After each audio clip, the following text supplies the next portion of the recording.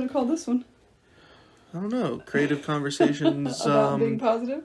Creative Conversations Mini. Or Yeah. Positive Conversations. That's it. See? Positive Conversations with David and Donna. A little offshoot of Creative Conversations with David and Donna. So what happened is we were just here getting ready to film our we'll record our Creative Conversations with David and Donna had told me she wanted the topic to be about happiness. Yes. But before we started recording, we were talking about things we should do with our business, and I threw out the idea of 20-minute little podcast about different things, more specific things, and we think every single week we're going to try to do 20 minutes where we just talk about staying positive. Yes. That's what I just said, right? Positive Conversations. I like it. Is that what I said? You did. Positive Conversations. Positive Conversations of David and Donna.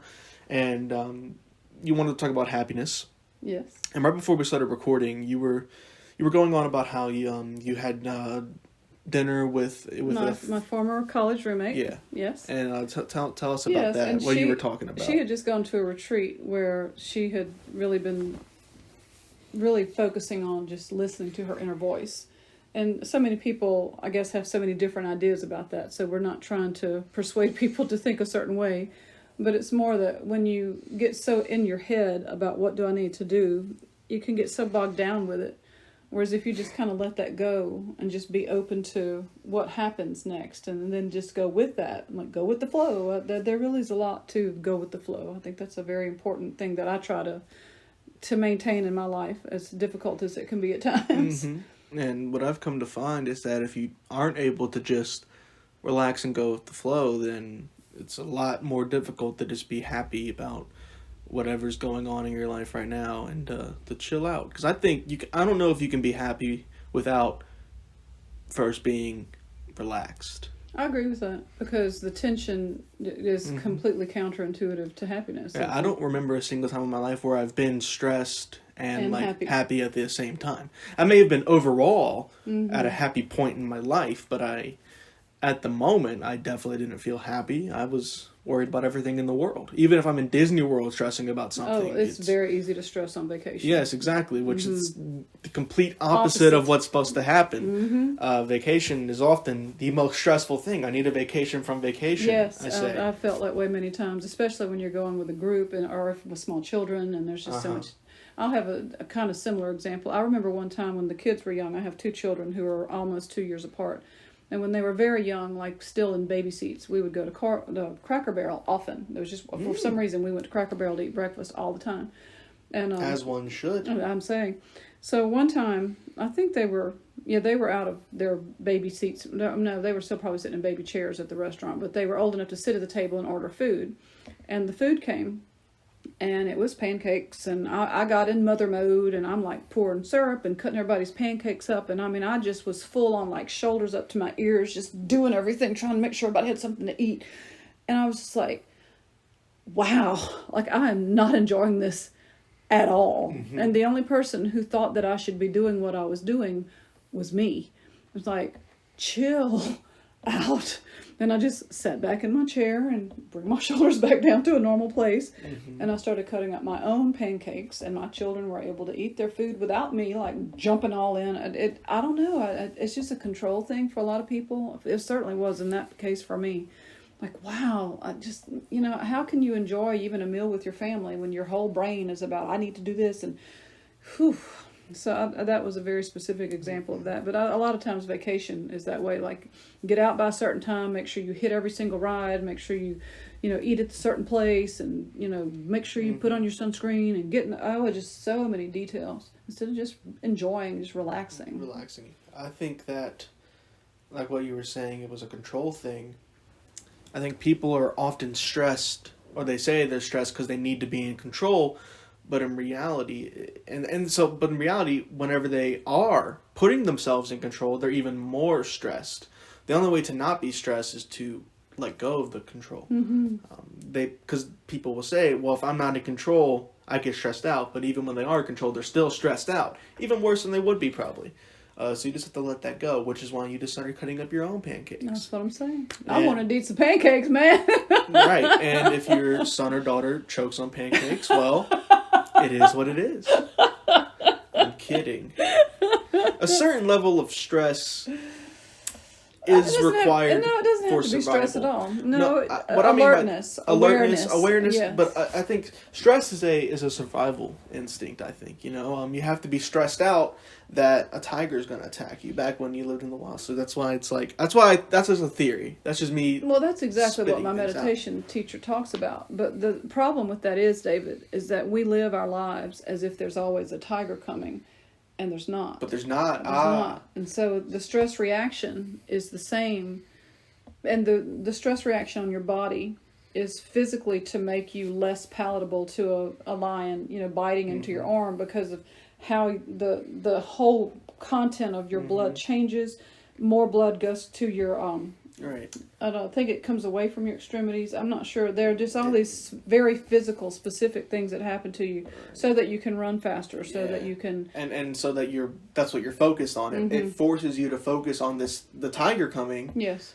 Because the tiger's coming. Yes. But now we're at a point where the tiger is not coming, so you don't have to focus on the tiger because there is no tiger. Instead, you can just eat your pancakes. But there are other things coming at you, deadlines, whatever, expectations from other people, even your own expectations.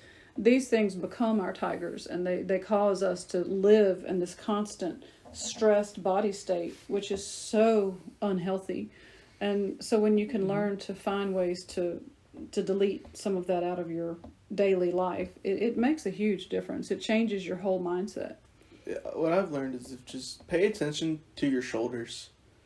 It's something that's a place where you can start if you're trying to become less stressed. Is just pay attention to your body. Don't worry about anything else yet. Like this is step one. Just say, every once in a while be like, are my shoulders stiff? Yeah, and then stop it. And that just every single muscle just like instantly just feels light and easy and gone whenever you fix that. Same thing with your posture or the way that your eyebrows are. If you have your head all crinkled up like this all the time. Raised eyebrows, yes. Raised eyebrows, yes. And that's something I had to do a lot where I'm like, I had to force myself to just have a normal blank face. And or just relaxed face. A relaxed face. The muscles in your face. Just a relaxed face. And until eventually that was just what was happening. You have to train your body that way. Because before my body, I had raised eyebrows all the time. I remember especially when I was outside, I would just because of the sun. But I've had that even problem. then, it's just relax and it's going to be fine. Well, I have a similar, just something about being in your body reminded me. I'm very good at going to sleep, whereas a lot of people I talk to are not. And it's taken me years to figure that out. But students, I'm a high school teacher, and students will talk about how they can't sleep.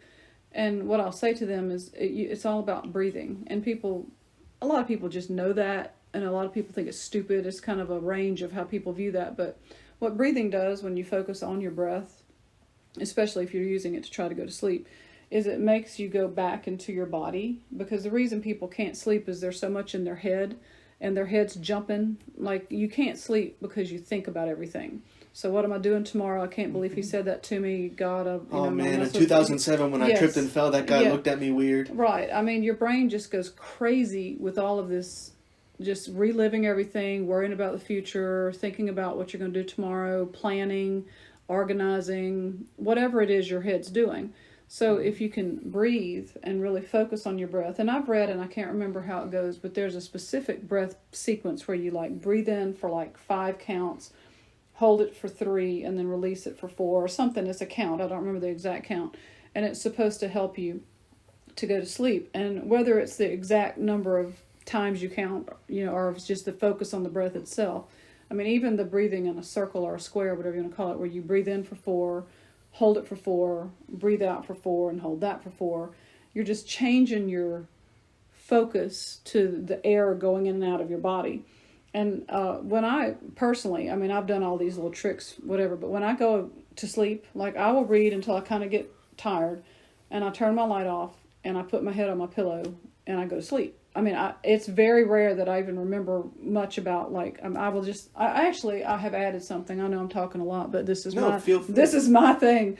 I will lie on my back and I replay what I'm grateful for. And that has changed my life, learning how to be grateful for things. I literally go to sleep and wake up every morning speaking, sometimes aloud, what I'm grateful for. Like, I'll be in my bed. A lot of times my husband goes to sleep on the couch when he tells me he's watching TV. Oh, I'm watching that, and he's really snoring on the couch. But that's just our daily routine. But so I'll be in the bedroom by myself, turn the light off, and just literally find myself saying aloud, I'm so happy that I got to talk to whoever today, or that I got to see somebody. It's always about relationships for me, like who I got to have a meaningful conversation with, or the person I really feel like I helped, or somebody who did something nice for me. I'll be thankful for just the house I live in, for the bed, the comfortable sheets, the whatever. I in my head, I'm just so happy and grateful. And then if I close my eyes and think to myself, I need to go to sleep, I go to sleep. I mean, boom. And it's just a really nice thing, a nice skill to have, I'll say.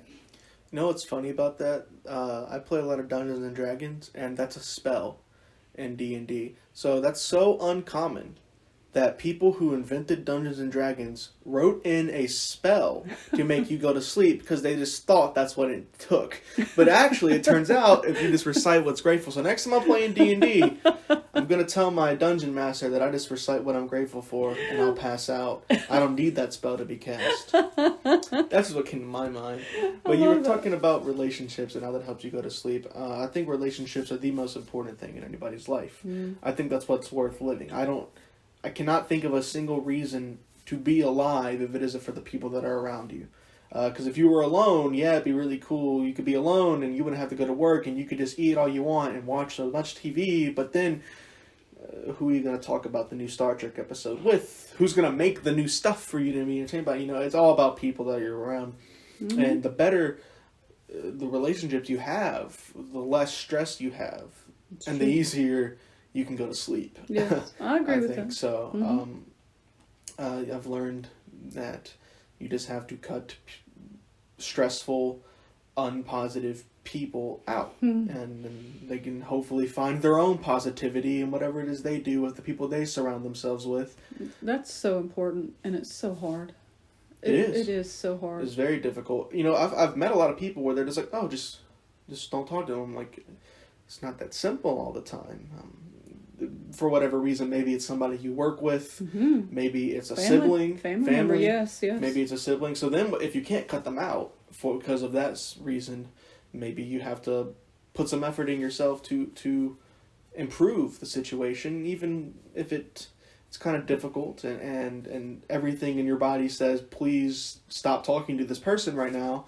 Maybe you have to put in that little extra effort and go through a little bit of extra stress to get to a point of no stress. Yeah, that's really one of the hardest things. As a high school teacher, I try to be, I should say, the kind of person that anybody feels comfortable talking to. And so many students do talk to me about just things and many different types of things, but so much of it is based on hard relationships, whatever kind of relationship they're talking about. That seems to just always be kind of the center of the whatever issue they're having, and it's really difficult to help somebody maneuver through that because a lot of times it is in a situation they can't get out of. Yeah. And whether that be friends, family, girlfriend, boyfriend, some of the most stressful points in my life were because of a friend, not because of a boyfriend or a girlfriend. I meant, I know what you mean. It's because of like the friends that I was with and the people that I was talking to, and I had to learn to just like not care because who cares, or to just stop being friends with that person. It's another thing, who cares? That's something I tell myself a lot, but not in a cynical way. You don't want to tell yourself that in a negative way, but you want to say it as in, who cares that I tripped and spilled my coffee this morning? No one. Maybe, and you know what, if somebody is thinking about it and laughing at that happened, well, I'm glad they got a good laugh. Maybe their day's a little bit more positive. Maybe they get to go home to their husband or wife and they get to say, tell them this funny story about this guy who tripped and spilled their coffee. They get to laugh with it and share a moment, and it improves their day. But then they're not going to care. They don't actually care.